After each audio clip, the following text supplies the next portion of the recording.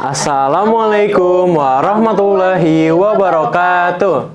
Hi Isfilians. Welcome to podcast today in Islamic Village School. Perkenalkan, aku Kavi dari SMS IB Islamic Village. Perkenalkan, aku Hanum dari SMK Islamic Village.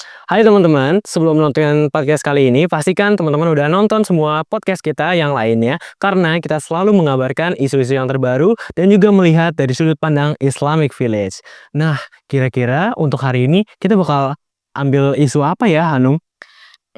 Hari ini kita akan mengambil topik tentang peristiwa yang telah viral di mana-mana di sosial media, di TikTok, di Instagram, di Twitter, bahkan di YouTube.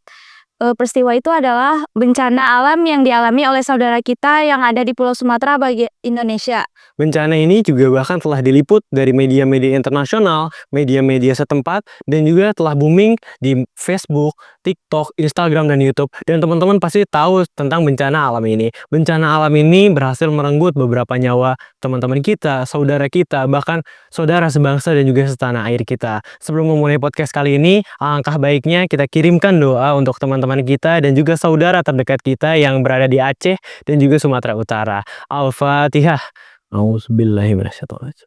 Amin. Semoga doa yang kita panjatkan dapat mempermudah proses evakuasi dan juga dapat memulihkan kembali energi mereka yang berada di sana. Kira-kira nih, untuk topik kali ini, narasumber yang cocok siapa sih, Hanum? Siapa ya?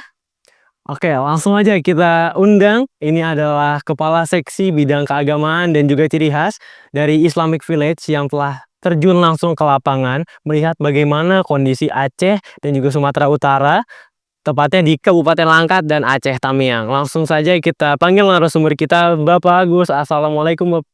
Waalaikumsalam warahmatullahi wabarakatuh. Gimana kalian, sehat semua? Alhamdulillah sehat, Pak.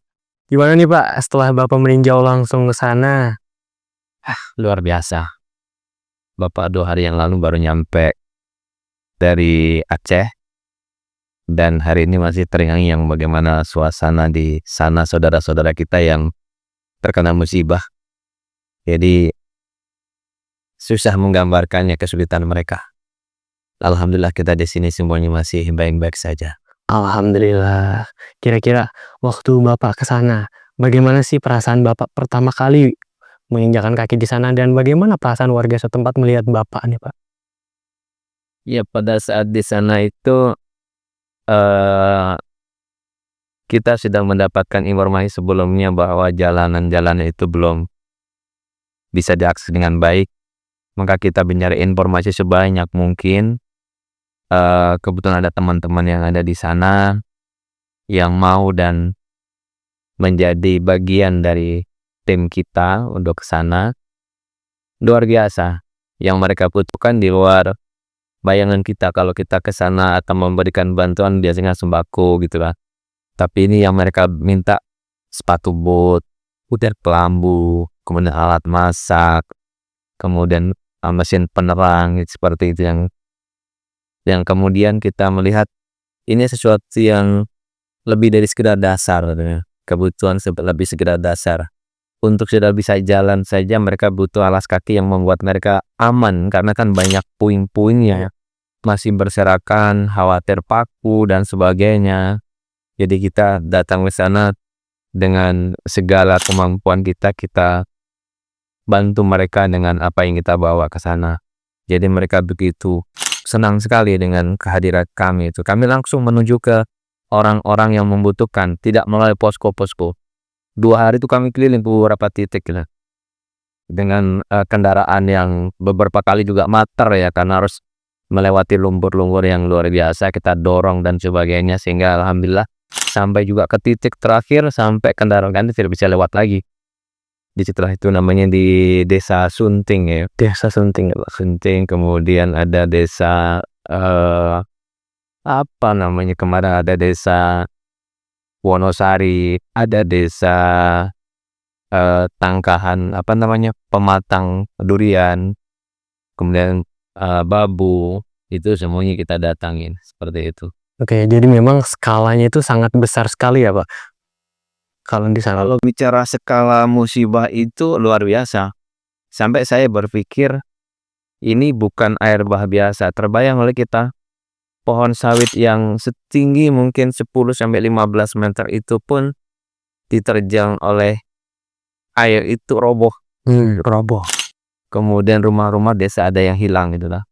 Jadi ini skalanya luar biasa dan menyeluruh di beberapa daerah Aceh bahkan sampai Sumatera Utara, beberapa tempat yang tidak pernah terkena banjir.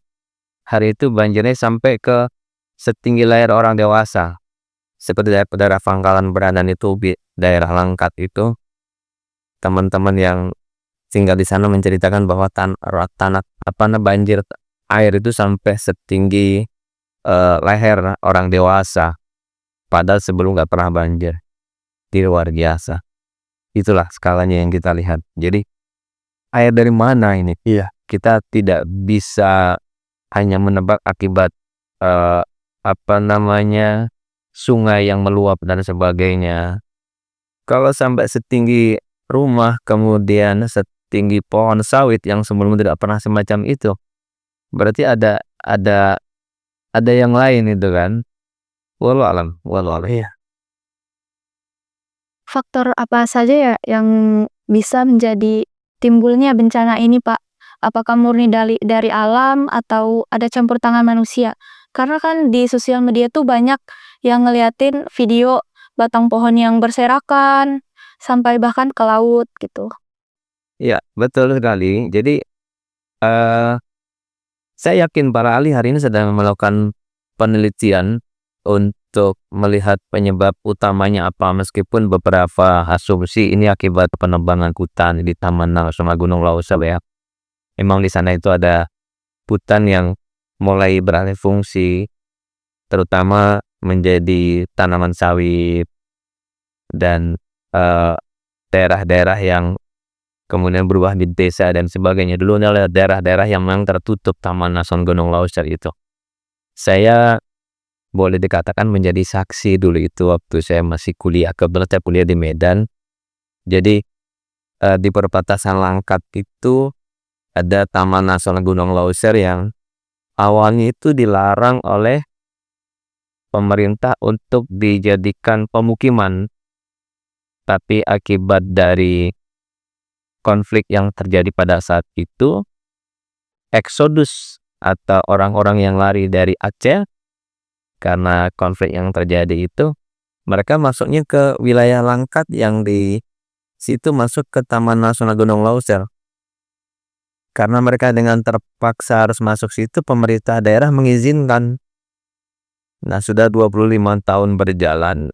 Yang dulu itu adalah daerah terlindung, daerah yang tidak boleh ditinggalin, sekarang menjadi pemukiman, menjadi desa, bahkan sudah ada struktur RT RW, bahkan ya sudah menjadi bagian daerah seperti itu.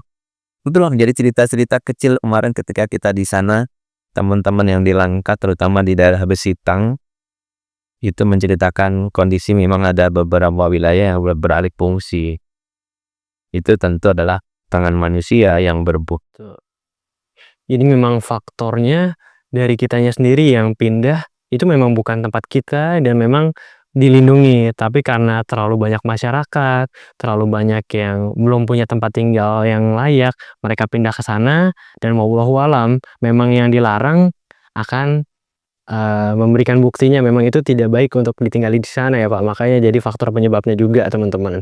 Lanjut nih Pak, kalau dari korbannya sendiri bagaimana sih kondisi para korbannya di sana? Apakah benar Pak sesuai dengan di sosial media penanganan darurat di sana sulit untuk digapai gitu Pak? Ya, betul sekali, kondisi ini memang cukup memprihatinkan. Ada sampai hari ini yang daerah Sunting itu belum bisa kendaraan masuk. Artinya kalau kendaraan nggak bisa masuk tuh bantuan juga terbatas. Sampai kemarin kita harus drop di beberapa titik itu, tidak bisa masuk ke lokasi. Kita panggil beberapa kakak untuk hadir di situ bahwa kita membawa genset, itu luar biasa. Setelah itu mereka sampaikan ucapan terima kasih yang sangat mendalam itu. Mereka berhari-hari tanpa ada penerangan gitu kan. Tapi kita bisa datang membawa gadget yang sudah kita kasih bahan bakar gitu kan. Kemudian kita kasih sepatu boot, mereka luar biasa. Saya kasih kelambu, luar biasa kondisinya seperti itu. Jadi ada sudah tidak punya rumah, Kan ada cerita kecil yang seorang keluarga yang baru merintis, keluarga anaknya masih kecil-kecil, dia punya sawit, baru 3 kali dia panen, ada 3 hektaran dia merintis, menanam, kemudian baru 3 kali dia panen, habis itu sawit diayang oleh air tadi itu. Inilah kuasa Allah ya. Jadi, mudah-mudahan isu tidak terjadi lagi, jangan menjadi pembelajaran buat kita bahwa kita memang lemah. Jadi kondisinya memprihatinkan. Bahkan kemarin terakhir sebelum saya kembali ke Jakarta, ketika masih ada sedikit bantuan dan ternyata masih masuk, kita belikan alat, kalau orang Medan bilangnya dorsemir ya. Itu ya ada alat semprotan untuk membersihkan bangunan-bangunan yang kotor karena lumpur itu sampai setinggi menurut orang ketinggian orang dewasa gitu, masuk dalam sekolahan itu. Itu mereka bersihkan, kemudian disemprot. Mereka bikin video mengucapkan terima kasih Pak karena telah diberikan bantuan alat steam ya kalau di kita di sini, kalau di sana namanya dorsemir ya. Jadi mereka itu butuh sekali bantuan-bantuan semacam itu, dan alhamdulillah kalau saya lihat pemerintah juga sudah hadir. Kemarin kita berkolaborasi juga dengan marinir ya, tuh dorong kendaraan kami yang matar-matar itu, kemudian menertibkan warga yang akan menerima bantuan, kita dibantu oleh mereka untuk menertibkan juga. Jadi sebenarnya kolaborasi ini penting kita terus bangun dengan pemerintah, swasta, siapapun warga Indonesia, ini demi Indonesia. Jadi mereka saudara-saudara kita juga. Apa tantangan terbesar bagi pemerintah atau relawan dalam kasus bencana ini, Pak? Tantangan hari ini mungkin lokasi yang sangat jauh di Aceh. Kemarin saya baca Aceh Tamiang ya. Sebenarnya arah ke sana jalan tuh bagus, semuanya sudah permanen, sudah dicor lah bahasa kita, sudah dicor. Tapi memang jauh, dan mungkin sumber-sumber bantuan itu ada di wilayah-wilayah kota atau tanah Jawa gitu. Mungkin jauhnya itu yang pertama. Yang kedua, beberapa titik belum bisa dilalui atau belum bisa masuk. Mungkin 5 hari yang lalu masih ada beberapa titik belum bisa masuk. Jadi itu saja sih mungkin yang paling aksesnya yang masih belum maksimal. Listrik saya punya keyakinan itu akan lama bisa terpenuhi 100%, karena memang banyak fasilitas listrik yang roboh tiangnya dan sebagainya. Tapi saya tetap yakin pemerintah akan bekerja keras untuk segera menyelesaikan itu, karena ketika kami di sana juga dikerahkan itu dari PLN, mungkin dia bukan wilayah kerja Aceh tapi dikirim ke sana juga. Saya lihat juga ada orang gas juga begitu juga, ada orang PAM juga. Kalau di sana itu tren dengan air PAM ya, bukan air sumur, bukan air bor sendiri. Kita juga nggak tahu mengapa air di sana agak sulit kalau kita mengebor air itu, mulai dari Langkat, setahu saya itu mulai dari Tanjung Pura sampai di Aceh Tamiang itu orang jarang sekali yang punya sumur bor. Oh, jadi memang semuanya pakai pakai bor. Jadi pakai pipa-pipa. Kalau bencana begini otomatis mereka ketika saluran air itu rusak ya terputus semuanya gitu kan.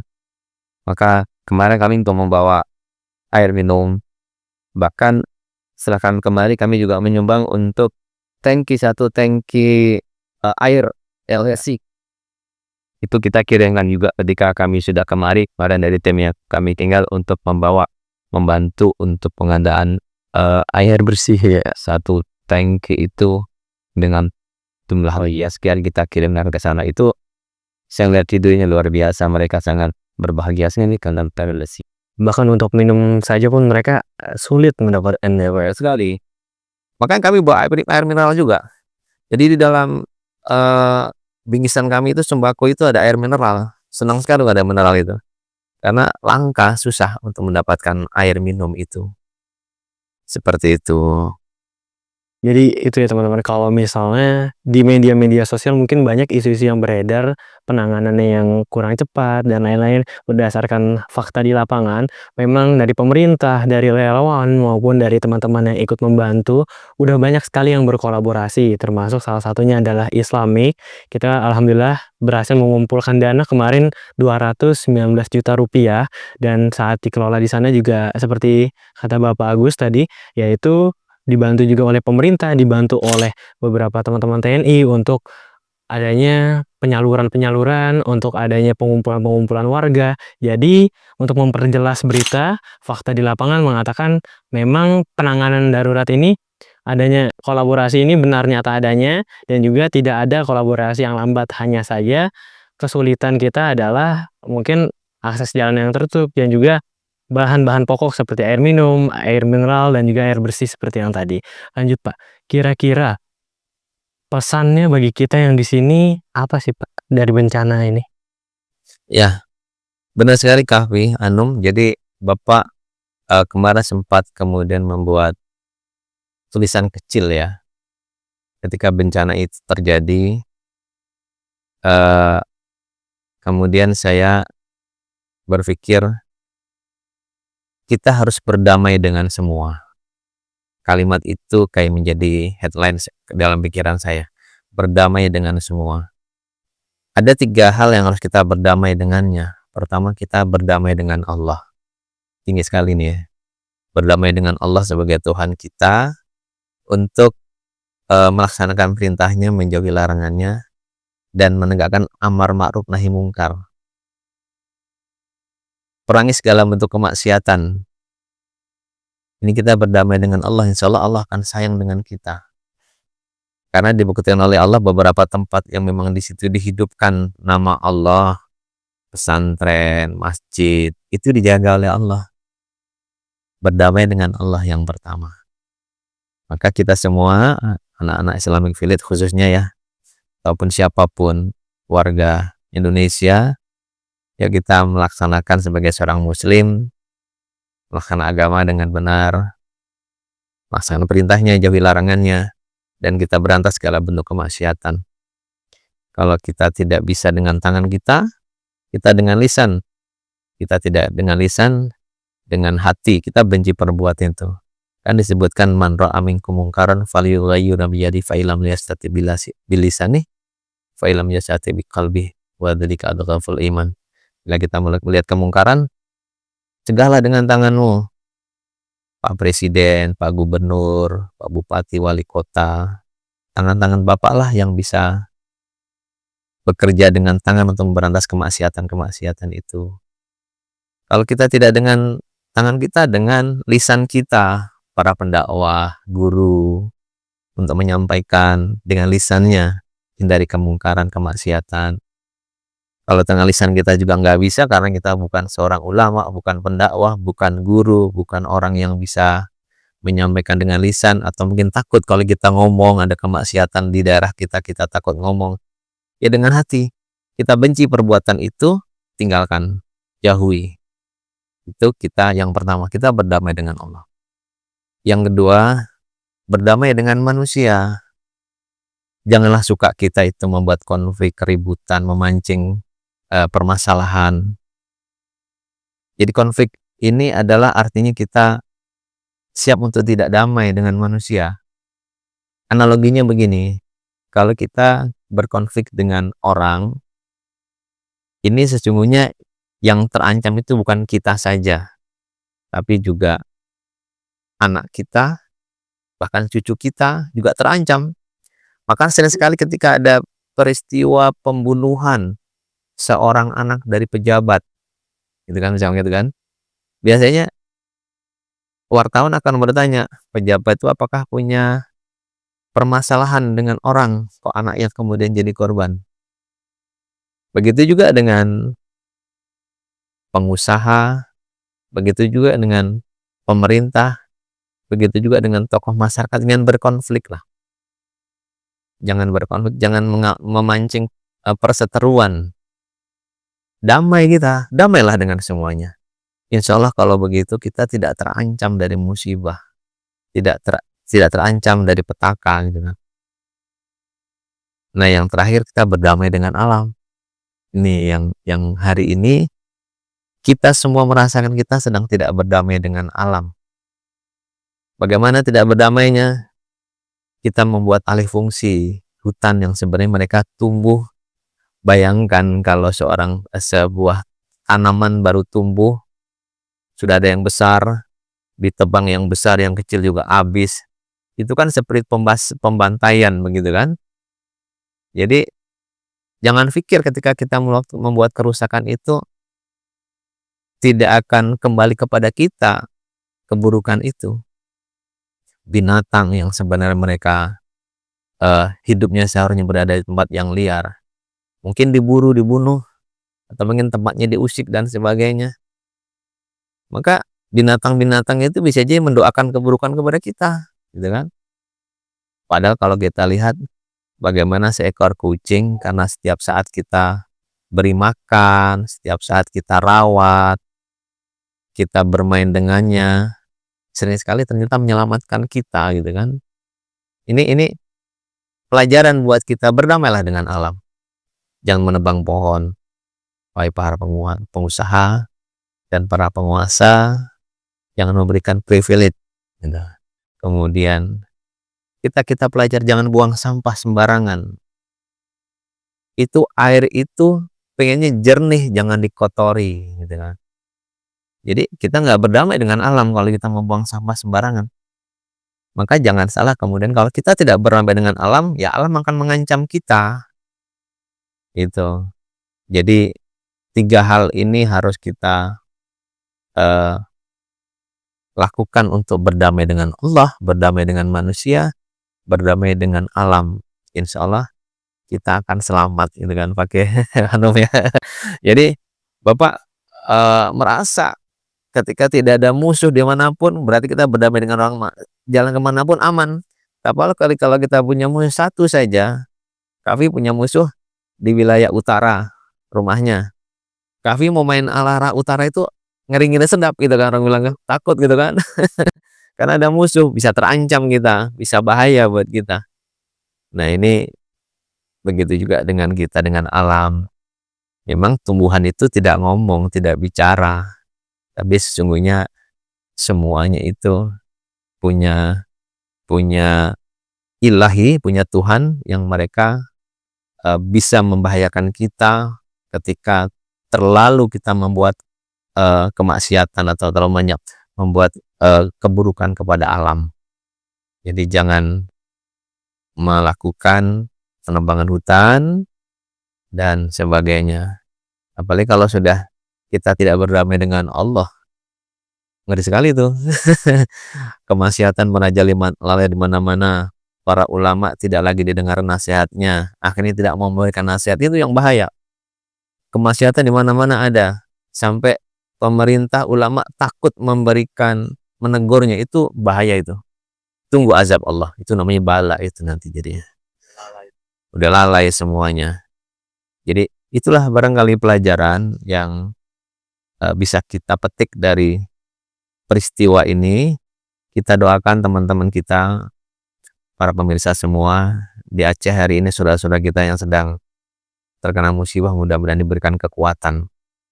Dan kami juga sampaikan terima kasih ketika saya kemarin ke sana membawa misi dari Yayasan Islamic Village, dibantu dari teman-teman sekolah kami yang di Medan, Islamilillah. Terima kasih yang Islamilillah. Kemudian dari teman-teman alumni Sekolah Tinggi Jamiah Muhammadiyah Tanjung Pura juga terima kasih. Dan tentunya terima kasih juga kepada seluruh donatur, orang tua murid, dan seluruh pengurus yayasan Islamic Village. Alhamdulillah sangat terbuka dan sangat membantu lagi secara personal. Bapak Ketua Umum, Bapak Istinan Helmi Nasution, Bapak Islam Akbar, Ibu Ina, Ibu Dewi, Ibu Ida, Ibu Mala, Ibu dan semuanya, Ibu Ami, semuanya yang secara personal juga memberikan kontribusi untuk membantu saudara-saudara kita di Aceh. Mudah-mudahan yang telah disumbangkan mendapatkan ganti yang lebih banyak dan lebih berkah dari Allah Subhanahu wa Ta'ala. Itu barangkali Kavi oleh Bapak lumayan capek di sana. Setiap hari kita bergelut dengan lumpur. Benar-benar memang susah ya, Benar-benar Pak. ya, Iya, ya. bergerak aja pun susah ya, Pak. Ya, lumpurnya itu lengket ya. Lumpurnya itu lengket. Kalau kita berdiri agak lama, lama-lama bobos-bobos dalam, susah dicabutnya gitu kan. Dan jelek gitu, gitu seperti itu. Baik, jadi memang banyak sekali ya pelajaran yang kita bisa ambil dari adanya bencana alam ini, seperti yang tadi dikatakan Pak Agus, apabila kita berani menjaga, kita juga akan mendapatkan hal-hal yang baik juga dari lingkungan sekitar kita. Dan jika kita mengusik lingkungan sekitar kita, tunggu saja balasannya. Ya, seperti itulah. Mungkin karena kerawasan beberapa pihak, akhirnya banyak orang yang menjadi korbannya di sana. Untuk pemirsa yang ingin tahu lebih lanjut, kita juga ada di sosial media kita, donasi-donasi yang telah kita kumpulkan, barang-barang apa saja yang kita dapatkan, dan juga aktivitas apa saja yang telah kita laksanakan saat terjun langsung ke Aceh bersama Bapak Agus. Di sana kira-kira bantuan apa saja nih Pak, biar pemirsa tahu kita dari Islamic Village membantu apa saja nih Pak? Betul sekali. Banyak sekali ya Kak ya. Jadi kita itu sembako itu ada beras, minyak. Kemarin kita belikan beras, minyak, dan mie instan ya. Kemudian kita belikan kelambu. Kelambu itu untuk menghindari nyamuk. Kemudian ada sepatu bot. Kemudian kita juga berikan kepada mereka alat masak. Kemudian mereka kasih kita kasih juga genset, alat penerang yang berbahan bakar gitu kan. Karena memang mereka listrik belum ada. Kemudian alat penyemprot.